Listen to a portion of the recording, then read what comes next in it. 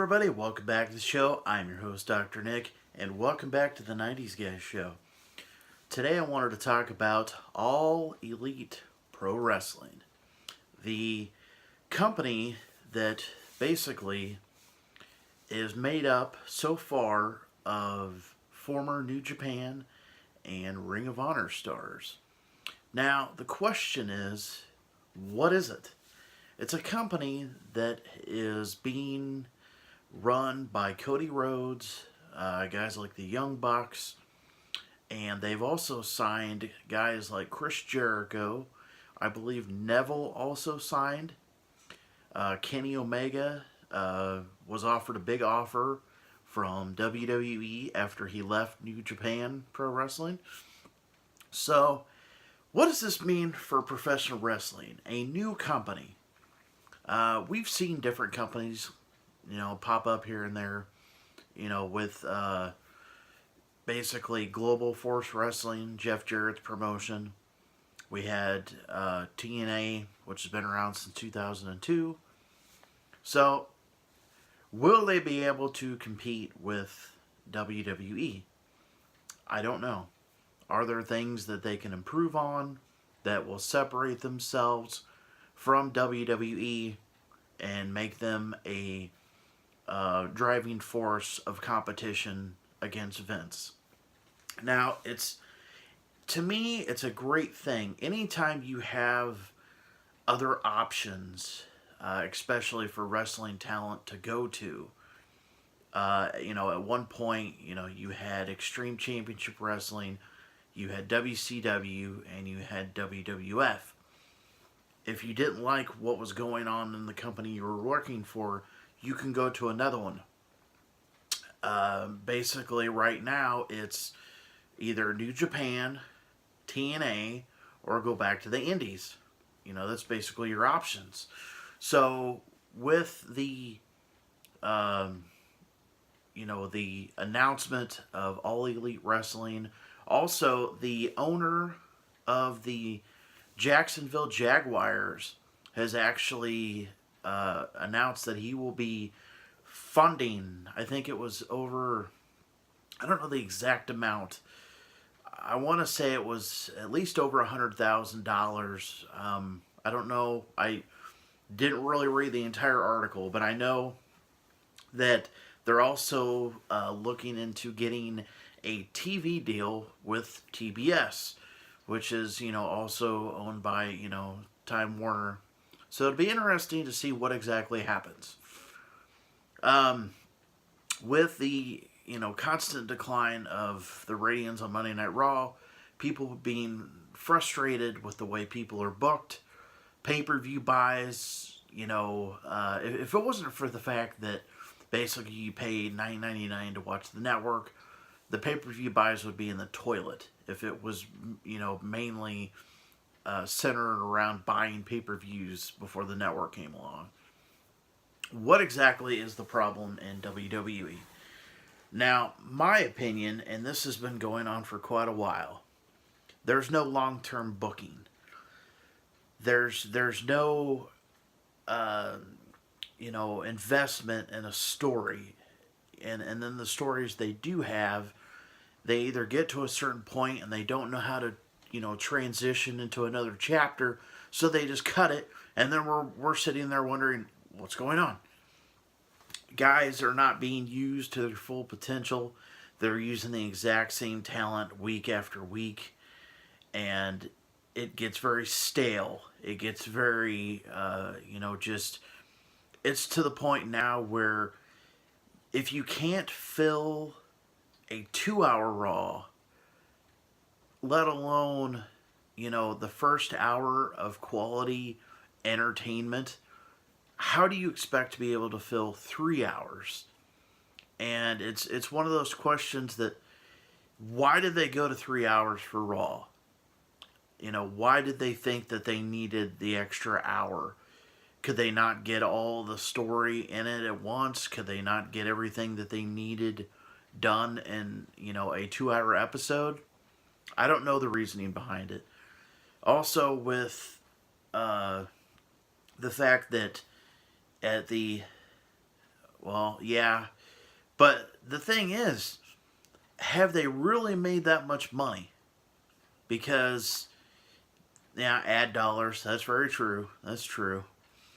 With the announcement of this all elite wrestling company, a lot of people are saying, well, this is, another company that will be around for a while, but will never be able to compete with Vince.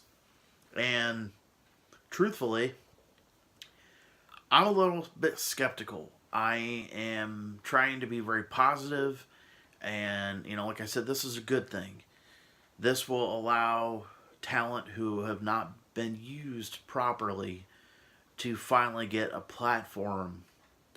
And I know that a lot of people wanted Kenny Omega to go to WWE, but think about it. Look at the people that have gone to WWE.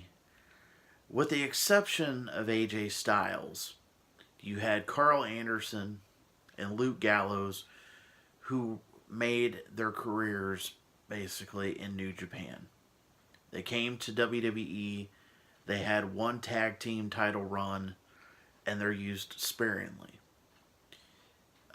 You have guys, like Shinsuke Nakamura, who, in my opinion, since he made his way from NXT, I mean, there's a lot of things that they could do with this guy, and they just haven't done it.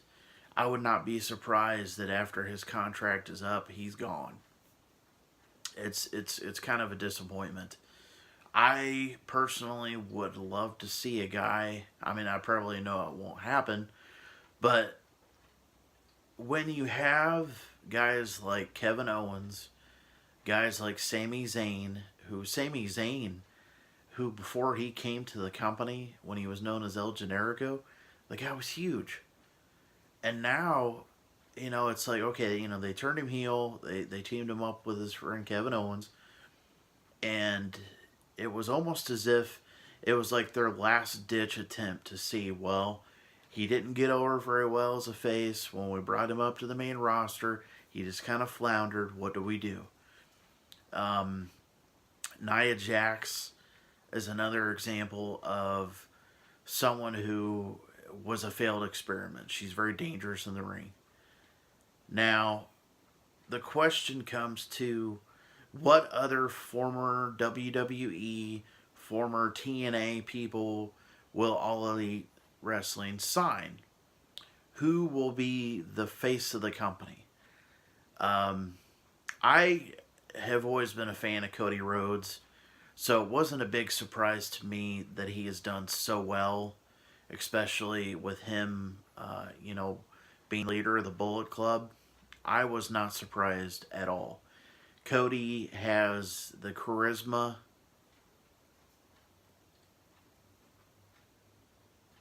Okay, cool. Definitely, man. Thanks for stopping by. Um, the thing about, Cody is he has the look, he has the charisma, he has, fantastic matches. He always has. So the question is, why in the world did it take him basically saying, I'm tired of doing the Stardust gimmick, I'm gone. He asked for his release. He didn't have really any ill will towards WWE. He left on good terms, and unfortunately, his brother, um, Dustin, is basically, he's a legend in the business, and he's basically just there. And it sucks that a guy like that is wasted. It really is. So, what are my opinions on how this is going to go?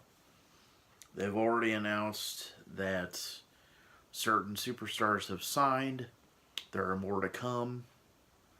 Like I said, I believe Neville signed a 5-year deal. Chris Jericho also signed with the company. I think it would be kind of cool if we saw. These are the people that I'd love to see sign. Maybe Batista. That'd be interesting. Honestly, I would have rather seen Rey Mysterio sign with them instead of coming back to the company, WWE. I would have loved to have seen guys I don't know if I remember this correctly, but Billy Gunn is their executive producer. Is that correct? Write down in the comments if I'm incorrect about this. But this is definitely a good thing.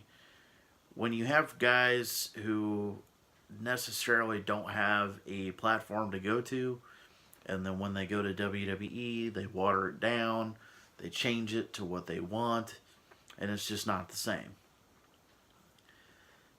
I know that there's a lot of guys on WWE's current roster that would be really good in all elite. Tyler Breeze, Fandango. I know that Kurt Hawkins and Zack Ryder, still very high up on the list of WWE talent. Neither one are really being used right now, but a guy like Kurt Hawkins would definitely do very well in All Elite Wrestling, AEW.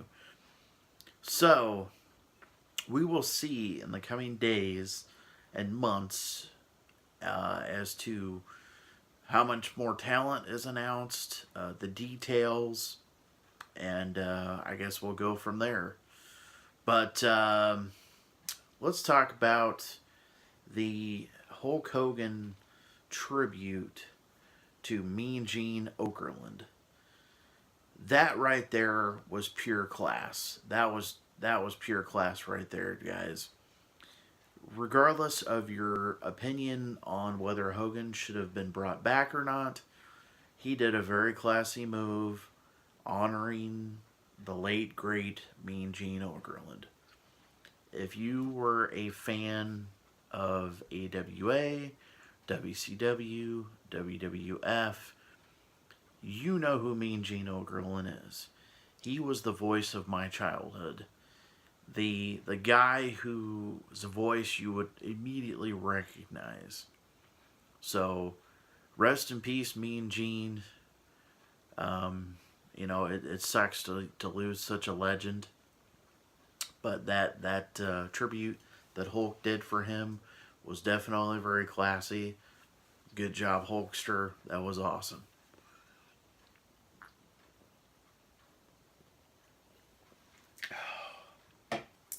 But anyways, what have you guys been watching? I know I've been watching a lot of Royal Rumbles, getting ready to gear up for this year's. Who's going to win the Royal Rumble? It's probably not going to be who I would want to win the Royal Rumble. Personally, I would like to have Elias, but that's probably not going to happen. So,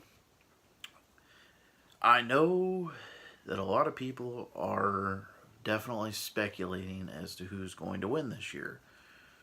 Braun Strowman, Seth Rollins, maybe Dean Ambrose, maybe a guy who you wouldn't expect. Because I know so far it's going to be Daniel Bryan versus AJ Styles for the WWE Championship.